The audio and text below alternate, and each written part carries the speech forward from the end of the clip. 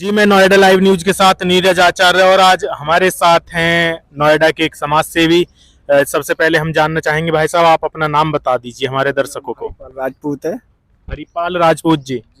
जी हरिपाल राजपूत जी, मैं ये जानना चाहता हूं कि अभी आपने सुना होगा कि दिल्ली मुंबई में एक पोर्स गाड़ी से नाबालिग ने दो लोगों को कुचल दिया, उनकी मृत्यु हो गई और जज साहब ने उसको बेल दे दी कि आप निबंध लिखिए। कहाँ तक उचित है ऐसा करना?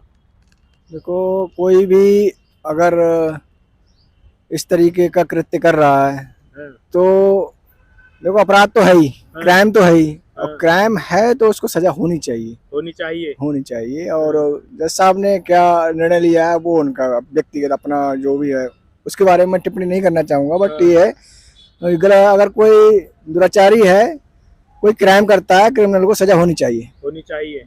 अच्छा, मोदी जी कहते हैं कि हम भारत को विश्व गुरु बनाएंगे 2047 तक।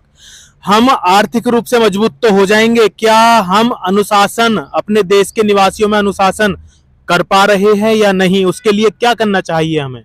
देखिए, उसमें एक सोच पैदा होगी। सोच क्या है? एक ईर्ष्या की भावना अगर से हटकर अगर कार्य की भावना पे, जैसे विकसित राष्ट्र की ओर जाने की, जैसे वो अपने कर्म पे विश्वास रखना होगा। अगर कर्म पे विश्वास रखेंगे हम, तो स्वाभाविक है कि मतलब एक विश्व गुरु होने के साथ साथ अनुशासित देश भी बनेगा।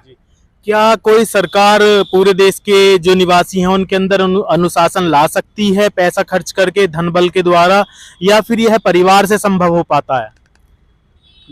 देखो, परिवार से, संस्कार तो परिवार से ही आते हैं। अगर कोई धन बल के साथ ही कोई भी कार्य करते हो, धन बल की आवश्यकता तो होती है। और जैसे कि आपका प्रश्न है कि मतलब इस तरीके से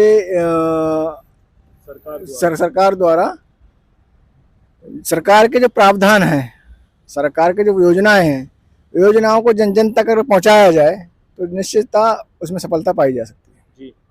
अच्छे, एक चीज और बताइए, जैसे आप नोएडा में हैं और नोएडा में देखते हैं बहुत बार क्या होता है कि लोग अपने घरों के ऊपर भी गमले रख देते हैं और आंधी या तूफान या अगर भूकंप आता है तो वो जो बालकनी में गमले रखे हुए हैं दीवारों के ऊपर, तो वो कई बार नीचे गिर जाते हैं और वो कोई चलता हुआ व्यक्ति है, उसके शरीर के किसी भाग पर गिरते हैं, काफी चोट लग जाती है।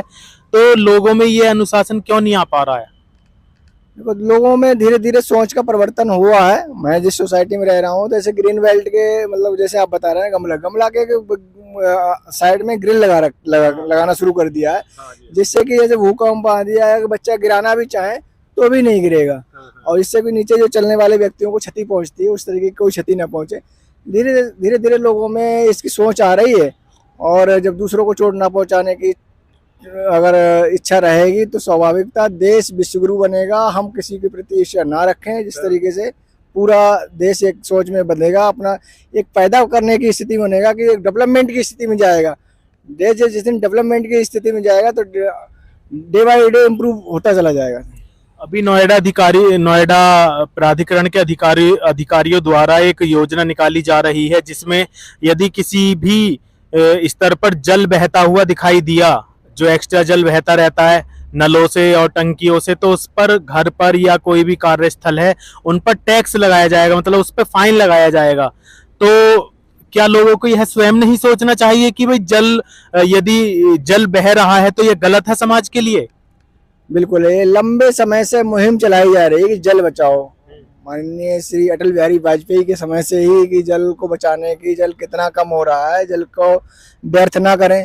तो कई बार ये योजना बनाई जा रही है कि जल को व्यर्थ ना करें, मगर लोगों को ये पता नहीं चल पा रहा कि किस तरीके से उनको करा जाए। तो सरकार ने अपनी योजना बनाई है कि भाई अगर आप नहीं मानते हो तो आपको दंडनीय किया जाएगा। आप अगर एक जानबूझकर अगर जल का आप दुरुपयोग करते हो तो निश्चित तौर पे आपको कोई ना कोई प्रावधान ला करके और उसमें दंडनीय अपराध दे करके उनको कार्रवाई करने का संकेत दिया जाएगा, कार्रवाई की जाएगी। तभी तो फिर मतलब कुछ ना कुछ उसका निराकरण होगा। कि हम, जैसे मोदी जी ने कि आप कूड़ा को लेकर के, कूड़ा नहीं फेंकना, कूड़ा डस्टबिन में फेंकना है, तो लोगों में एक मानसिकता आ गई है इस तरीके की कि कहीं भी अगर कुछ फाड़ करके उसको क्या करें, फेंकने की जगह जिम में रख लेते हैं कि कहीं कूड़ा डस्टबिन मिलेगा तो उसको रख देंगे। तो जल को घर डस्टबिन में तो नहीं रख सकते, मगर जल का उतना उपयोग करेंगे कि जितनी जरूरत है। कभी क्या टंकी खोल के छोड़ देते हैं और जल बह रहा है और हम निकल लिए तो जल जितना जरूरत है उतना लो। जल की बहुत ज्यादा कमी हो रही है। अगर इस तरीके से जल, मैं राजस्थान में गया था, राजस्थान की स्थिति को मैंने देखा है ना, वहाँ पे किस तरीके से लोगों के अंदर परेशानियां हैं जल की। वहाँ सरकार को सिर्फ और सिर्फ यही मुद्दा है कि जल पूर्ति, क्योंकि नहर का व्यवस्था नहीं बन पा रही है, जल की पूर्ति नहीं हो पा रही है जल इस तरीके से। मगर फिर भी सरकार वहाँ पे कहीं ना कहीं जाकर के उनको इस राहत से उनको देने की कोशिश कर रही है, नहर का प्रावधान कर रही है, बोरिंग, सबमर्सिबल, इस तरीके से बहुत सारा।